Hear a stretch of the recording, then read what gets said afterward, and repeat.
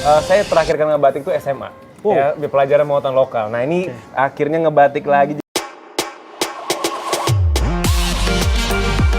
Selamat Hari Batik Nasional Insertizen. Nah, hari ini mungkin agak bingung kenapa hari ini temani Oki Alparesi dan di luar. Yap, karena kita akan merayakan Hari Batik Nasional ya, yang sudah ditetapkan oleh UNESCO sekitar tahun 2009, jadi udah 14 tahun nih. Nah, di sini saya sekarang berada di Museum Tekstil. Kita akan melihat berbagai macam warisan-warisan budaya Indonesia berbentuk batik. Dan gak cuma itu aja, kita akan ngobrol-ngobrol dengan salah satu artis senior kita yang sekarang udah bergelut di dunia perbatikan. Wah, penasaran gak sih bakal ngobrolin apa aja dan kira-kira di dalam ada apa aja? Yuk, ikutin. Let's go.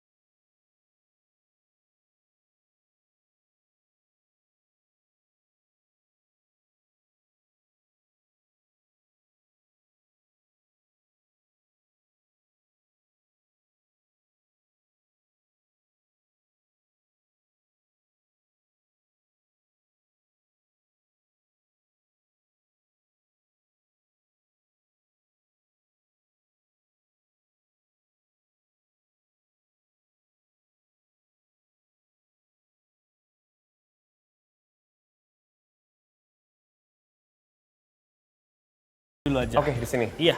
Siap. Wow. Oke, ini adalah media. Yang pertama dibuat itu adalah media kulit kayu, yang dimana kulit kayu ini kita proses dari pohon jati. Wow. Pohon jati itu kita proses sebagai media dasar untuk pembuatan kainnya. Ini dari kulit kayu? Betul. Insertizen pasti nggak percaya ya. Saya juga nggak percaya ini lihat langsung. Oke. Kulit kayu. Ini seperti kain. Ini apa dipakai nggak kaku ini? Ya, untuk dipakainya lebih kaku dibanding kain biasanya. I see. Oke. Contoh baju juga ada seperti ini. Dia juga terbuat dari kulit kayu pohon jati yang kita diami dulu di dalam air sekitar 1 minggu kurang lebih. Baru diambil serat dan juga dipres atau ditekankan untuk menjadikan kering. Kering ya? Iya, baru dimediain dengan ragam pewarna. Terutama kalau kulit kayu itu pewarnanya pewarna alami, tidak menggunakan pewarna kimia. Betul, berarti sustain ya buat environment juga. Tapi ini dulu ada yang pakai nggak orang Indonesia?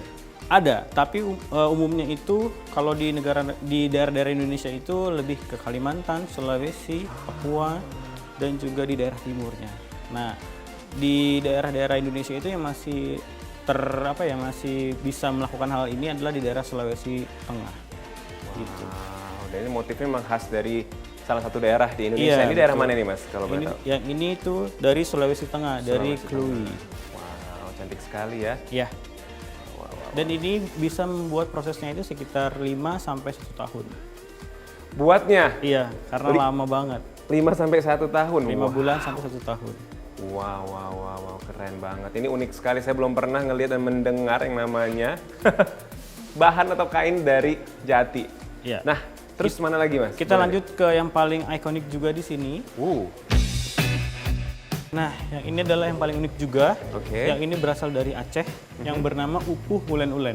Upuh itu artinya adalah bulan. Ulen itu seperti kumpulan atau kawanan yang diperbuat dengan cara bordir dengan menggunakan mesin. Gitu. Dan ini usianya kurang lebih sudah 20 tahun. Usianya 20 tahun, Iya. tapi masih terjaga dengan baik ya. Betul. Berarti ini asli memang dibawa dari Aceh? Bukan dibawa, tapi lebih tepatnya penciptanya dari orang Aceh. Pencipta dari Aceh, wow, Gitu. luar biasa sekali ya. Iya. nice. Tadi udah melihat di bagian daerah Sulawesi dan ini dari ujung Indonesia satu lagi itu dari Aceh. Keren banget. Ini ciri khas dari kain ini kira-kira apa gitu Mas ciri khas? Biasanya ini dipergunakan untuk upacara adat di daerah Aceh. Oh, Gitu. oke. Karena dia berbentuknya panjang, jadi rata-rata kalau upacara Aceh itu menggunakan kain ini untuk upacara adatnya mereka, tapi bukan untuk dipakaikan baju adatnya. Oh, buat upacara adat Iya aja betul, ya? seperti Siap. hiasan pernikahan atau hiasan dalam upacara adat. I see, oke. Nice, menarik banget. Nah, ini udah Udah. dari mulai pertama, udah kedua, ini blow my mind banget. Nah, kira-kira ada lagi nggak sih? Ada lagi Mas, Ada kita lagi? menuju ke daerah Bali. Wow, daerah Kita ke daerah Bali. Bali. Oke, bukan buat berlibur tapi ngeliat kainnya. Ayo. Oke betul.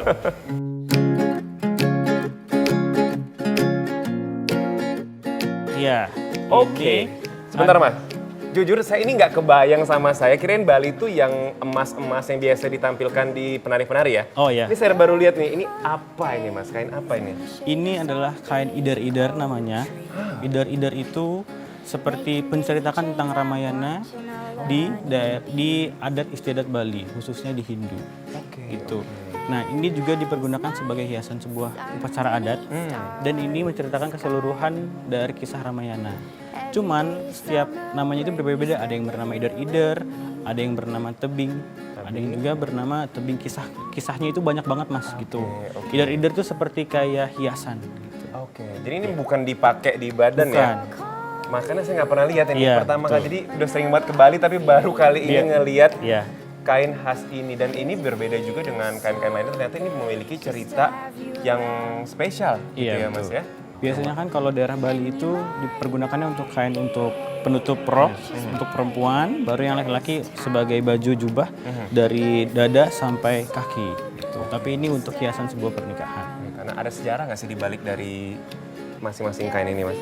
Oke, sejarahnya itu lebih ke tempat ceritaan tentang Ramayana aja. Jadi penceritaan tentang sejarah dulu kehidupan Ramayana seperti apa diceritakan di media kain tersebut. Dan ini tekniknya sepertinya bukan seperti batik ya? Seperti di apa nih Mas pakai Ini benang ya? dia ada di tenun juga ada, di anyam juga ada, di sulam juga ada. Tenun, sulam dan juga anyam. Iya. Jadi makanya dan menggunakan benang-benang yang berwarna-warni. Warni, Jadi ini betul. benar-benar cantik banget. Jadi Insertiza nih kalau misalnya mau belajar dan penasaran banget kayak apa sih sebenarnya kain Bali nggak pernah kita lihat, langsung datang ke sini aja ke Museum Tekstil ya. Dan ini 100% menggunakan kain katun asli, tidak menggunakan polisterol. 100% cotton ya. Iya, betul. Wow. Nah ada lagi nggak nih Mas kita? Kita lanjut lagi ke tempat terakhir dulu. Masih banyak. Koleksi Ayo, terakhir. let's go. Ini Ya, apa ini? ini baju angkingan dari Palembang. Dan rata-rata warna Palembang itu lebih cerah, tapi mendominasinya warna merah dengan ornamen-ornamen berwarna emas. Dan uniknya, baju angkingan ini diperbuat dengan menggunakan benang yang berwarna emas atau benang tembaga yang berwarna emas. Gitu. Ada unsur emasnya tapi tidak terlalu banyak karatnya. Jadi menambah kesan kemewahan juga Betul, ya. betul. Dan ini biasa dipakai buat laki-laki atau perempuan ini? Ini untuk perempuan dan ini untuk upacara adat di daerah Palembang. Oke, nah motifnya ini bisa jelasin nggak nih Mas? Motifnya kira-kira ada meaning ya behind this motif nih?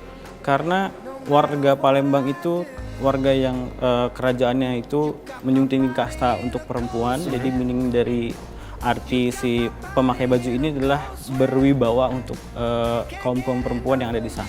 Oke, Motif-motif itu.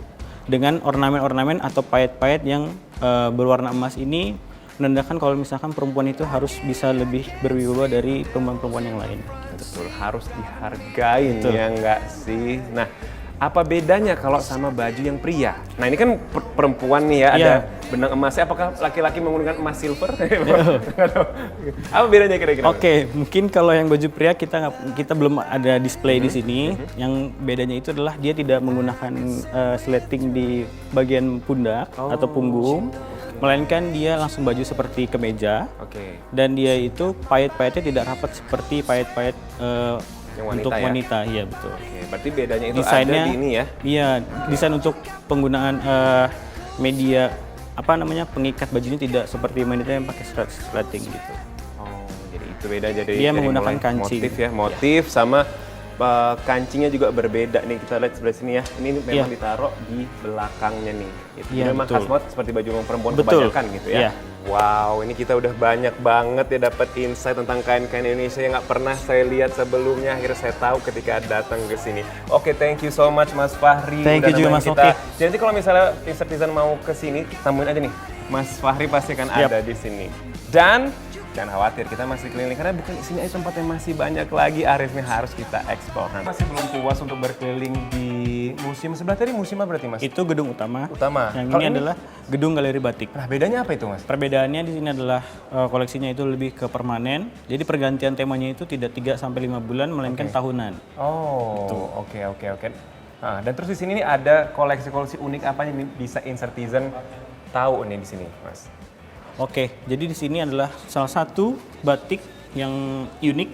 Oke, ini Uniknya itu adalah batiknya kepemilikan dari Ibu Sud. Ibu Sud itu pencipta lagu anak-anak. Beliau selain kan membuat lagu untuk anak-anak, dia juga adalah pembatik dari Pekalongan. Yang dinamakan sebagai terang bulan. Terang bulan Iya. ini ya.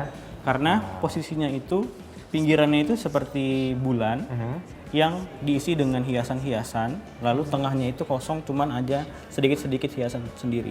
Ini ya, Betul. ini khas sekali ya. Wow.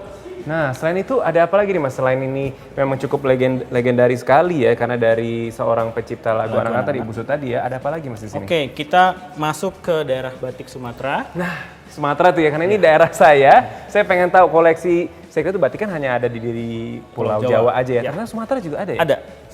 Kayak apa dalamnya? Ini dia. Ini. Oh, ini dia Kita masuk ke Sumatera. ruang Sumatera. Mari kita masuk. Oke. Nah, di sini adalah batik yang berasal dari Bengkulu yang bernama Tabur Bunga. Tabur bunga. Uniknya di sini adalah salah satu batik yang paling tua di Museum Tekstil, khususnya di Gedung Galeri Batik. Berapa usianya? Mas? Usianya sudah 123 tahun. Usia 123 tahun ya, dan ini masih cukup terjaga gitu ya Mas ya. Jadi kalau Mas Oki lihat di sini adalah sudah terjadinya proses penjamuran di dalam kain batiknya. Jadi dasarnya warna merah. Nah, yang putih-putihnya ini adalah jamurnya atau fumigasi. Dan dia sudah ada robek-robek dan bolong-bolong. Kalau misalkan kita salah treatment ataupun salah pemegangan kainnya, dia akan robek seperti daun kering. Sudah sangat rapuh Betul, sekali karena ya. sudah terkena faktor usia. Oke. Dan di bawahnya itu dia ada benang-benang yang ornamennya itu dengan berwarna emas. Seperti benang emas seperti itu ya. Iya, betul. Wah, tapi walaupun sudah agak ada yang copot ya di sebelah situ ya Mas. Betul. Wah, tapi semoga dengan ada ini kita masih bisa melihat ya batik umurnya 123 tahun. Saya belum pernah ngeliat batik umur 123 tahun ya. Dan ternyata masih terpreserve cukup lumayan baik lah ya. Tapi semoga ini bisa terus dijaga dan nanti generasi-generasi selanjutnya bisa melihat ini. Atau mungkin boleh direplika kali ya. Jadi kita nanti bisa ngeliat, oh ternyata ini seperti ini loh batik usia 123 tahun. Wah, dan ini masih banyak lagi koleksi-koleksi dari Pulau Sumatera lainnya gitu ya. Kita akan lanjut lagi ke ruang interior. Ruang interior? Iya. Ayo, let's go. Nah, kita masuk ke ruang interior. Ini saya masih belum paham nih, maksudnya kenapa ada ruangan ini gitu Mas? Oke, jadi ruangan ini dulu dipergunakan untuk syuting film Ibu Susana, yang dimana beliau memakai properti ini sebagai properti untuk film beliau. Hah, ini asli? Iya, dan ini dipergunakan juga dengan batik tulis, dan ini tidak tidak direplika. Ini asli. Ya? Betul. Ini dari set semua tempat tidur, meja tamu sampai dengan lemari gitu. Berarti ini asli semua. Gitu Asli ya? semua. Oke, nah kalau ini kan tadi Mas bilang batik tulis, ini daerah mana nih Mas batiknya? Ini dari daerah Jawa Timur. Jawa Timur. Karena Jawa Timur itu memiliki warna merah yang lebih gelap, lebih ke marun. Lebih marun ya, bukan merah yang menyalak gitu ya, marun. Nah, ini saya ngeliat ini ada apa sih namanya jamur ya di sini. Ini memang dibiarin seperti ini, kenapa nggak diperbaikin gitu Mas? Sebenarnya ini kita sudah berusaha sebaik mungkin untuk perbaiki, cuman kita punya keterbatasan yaitu bangunan ini tidak boleh dirubah bentuknya apapun itu karena sudah masuk kategori cagar budaya alam yang dilindungi gitu. Kalaupun nanti dirubah, itu ada surat perintah dulu dari pemerintah Provinsi DKI Jakarta untuk mengganti ataupun membenarkan dengan sisi-sisi bangunan tanpa merusak bangunannya. Gitu. Tanpa merusak, membongkar. Iya, bangunan betul. asli. Karena mungkin masalahnya ada di dalam batangnya Betul. sendiri mungkin Jadi gitu ya Mas ya. kita memaku pun itu tidak boleh. Oh gitu. Iya, memaku pun itu tidak boleh. Jadi kalaupun memaku itu kita hanya bisa menggunakan perekat yang kencang ataupun pakai papan. Pakai papan yang bawahnya itu ada dudukannya. Oh, Baru papan yang dipaku, bukan begini, temboknya. nggak boleh ya. Gitu. Oke, menarik ya. Jadi memang banyak sekali aturannya, ternyata nggak boleh sembarangan merombak, merubah atau bahkan memaku cagar budaya ini. Next nanti kita kemana lagi nih Mas? Kita lanjut ke ruang VIP, di mana ruang itu punya histori juga sendiri. Menarik banget. Yang mana makannya? Let's go, kita langsung ke ruang VIP. Oke, where are we now Mas? Di mana Di kita sini ini adalah sekarang? ruang VIP. Dulunya ini adalah dipergunakan untuk ruang VIP, yang dimana itu dipergunakan waktu zaman Pak SBY menjadi presiden. Ibu almarhumah Ani Yudhoyono sering menerima tamu undangan dari luar negeri di ruangan ini. Itu sekarang dijadikan sebagai tempat souvenir di Museum Tekstil. Wah, jadi cukup bersejarah juga ruangan Betul. ini ya, yang akhirnya sekarang menjadi tempat souvenir seperti Betul. itu ya. Nah, Di sini dulu beliau juga mengisi waktu luangnya dalam membatiknya di ruangan ini juga untuk Ibu Ani Yudhoyono gitu. Dan juga setelah dialih fungsikan sebagai tempat souvenir, dan bukan hanya batik saja yang ada di sini, bisa lihat ada tenun, ada tapis, ada ekoprint. ini ekoprint ya? Iya betul, itu ini ekoprint.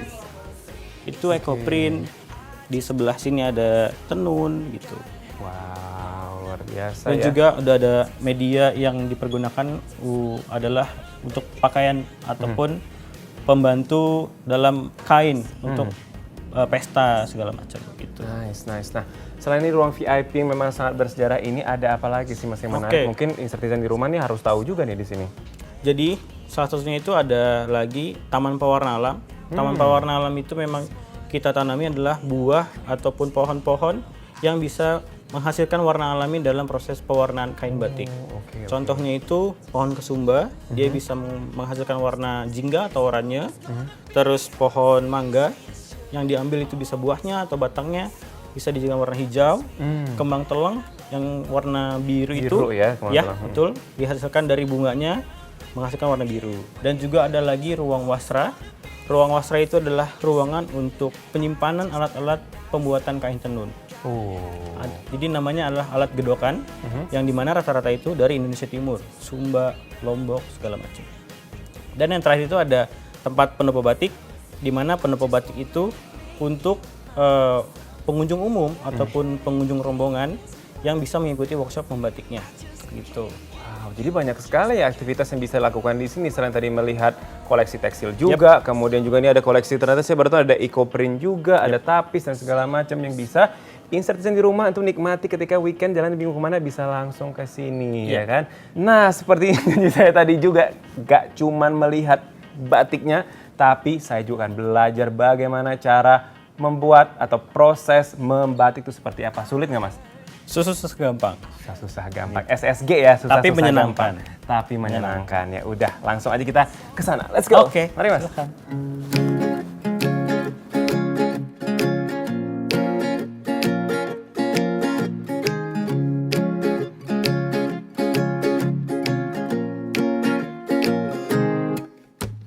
Long hot days in the shade of some big old tree, making daisy chains and watching all the honeybees.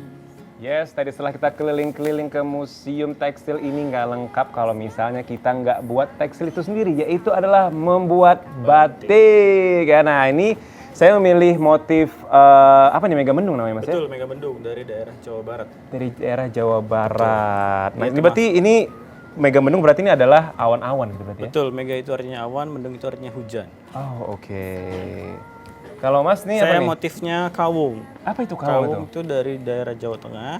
Kawung itu seperti buah, tapi dia bukan buah lontar, tapi ada buah kawung. Oke. Tuh. Ini adalah buah-buah kawung nanti Iya, ya? Cuman ini? Iya, buah kawungnya ini seperti buah kawung yang dipencet dia akan melebar. Lebar seperti bunga ini Iya. gitu ya? Oke, siap. Nah, langsung aja kita, saya terakhir kali ngebatik itu SMA. Ya, di pelajaran muatan lokal. Nah, ini akhirnya ngebatik lagi, jadi saya lupa step by step itu harus ngapain aja sih kalau pertama ngebatik. Oke, Kak. Untuk posisi duduknya itu kaki dirapatkan. Oh, dirapat gini Ya. ya? Oke. Tangan kiri memegang frame atau bidang seperti 45 derajat di atas dengkul. Ya, posisinya itu harus menghadap ke wajah. Ke wajah. Gini. Ya. Kedekatan ya? Kedekatan Oke. di atas dengkul. Lalu memegang cantingnya itu seperti memegang pensil. Tapi berbeda dengan pensil. Pensil itu menunduk, kalau canting itu harus mendongak 45 derajat. Berarti segini. Iya, dia tidak boleh mendatar ataupun menunduk. Dia harus mendongak. Oke. Dan posisi pipanya itu harus ke atas, lurus ke atas. Terus ke atas. Nggak boleh miring ke kanan atau miring ke kiri. Oke, wow. Tuh. Setelah itu, cara mengambilnya, ngambil seperempat saja, tidak usah terlalu banyak. Ambil, diamkan dulu. Kalau menetes berarti tandanya dia pipanya tidak tersumbat. Kita bersihkan di pinggirnya 3 kali. 1, 2, 3, baru posisi cantingnya mendongak ke atas. Dan usahakan mencantingnya itu posisinya atas terlebih dahulu. Oke. It feels so good just to have you around. Nah, ini malam namanya ini. Iya, ini Malam. lilin malam. Lilin malam itu itu apa? terbuat dari sarang lebah, terus lilin parafin, lemak sapi, dan juga tumbuhan lerak. Oh. Tumbuhan lerak itu untuk pewarna ataupun pencuci kain batik. I see. Itu. Oke. Nah. Kelihatannya mudah ya. Apa kita langsung coba kali ya? Nah, setelah itu setiap 3 kali baris Aha. itu harus diganti dengan lilin yang baru lagi. Karena lilin itu sifatnya cepat mengering. Mengering. Oke. Gitu. Oke. Oke, bismillahirrahmanirrahim. Mari kita coba. Ini kebalik sama aja ya? Sama aja, Kak. Sama aja. Gitu. Yang Oke. terpenting mengerjakannya di atas terlebih dahulu. Oke. Ambilnya perlahan-lahan. Ini gimana nih? Gini, biasa nih. Mas? Iya. Oh, ambil biasa dulu. Iya. Lalu dibersihkan di pinggirnya 3 kali. 1, 2, 3. Baru cantingnya mendongak ke atas. Pelan-pelan. It's ordinary like a day. Waking up, up and up. With your lies, so sick and tired. Ini sampai berapa menit setelahnya kita taruh lagi ke bawah, Mas? Setiap 3 kali garis aja, Kak. Ini saya ngikutin terus nih. Gini terus nih. Iya, ikutin aja. Ini terus. ditimpa lagi? Nggak nggak usah. Iya. Nah, cukup. Ambil lagi lilin yang baru. Taruh lagi nih, buang. Iya, buang. Set. Oh, kayak gitu caranya. Ambil lagi. Sana sini. Tuh. Iya. Kalau keempat kenapa, Mas? Nggak boleh keempat. Bisa boleh juga, Kak. Oh, ganjil genap. Ya, melebar nih. Nah, kalau melebar itu posisi canting Kakak tidak mendongak ke atas. Oh, harus. Saya juga harus mendongak nih, ikutin cantingnya. Oh, nggak perlu ya? Gitu. Say I'm very satisfied with all life. Cause got to give day to day. Ini saya yakin nih, ya, batik yang saya buat ini pasti akan mahal nih. Nah, Saya nggak ada yang beli. pembuatan batik itu tidak hanya di depan saja, Kak. Jadi setelah semua ini selesai, di belakangnya diulang kembali. Oh, Jadi karena batik dia itu depan belakang. depan belakang ya? Betul. Oh, oke. Ini kita lanjutkan yang belakang dulu. Apa nggak Sampai depannya selesai, usah? Selesai baru semua dulu. belakangnya. Oke. 1, 2, 3. Itu nggak ada mantra-mantranya berarti ya kalau bikin batik ya? Nah, ini kalau masih ada tetesan ini gimana, Mas? Kalau tetes itu berarti kakaknya kurang mendongak ke atas.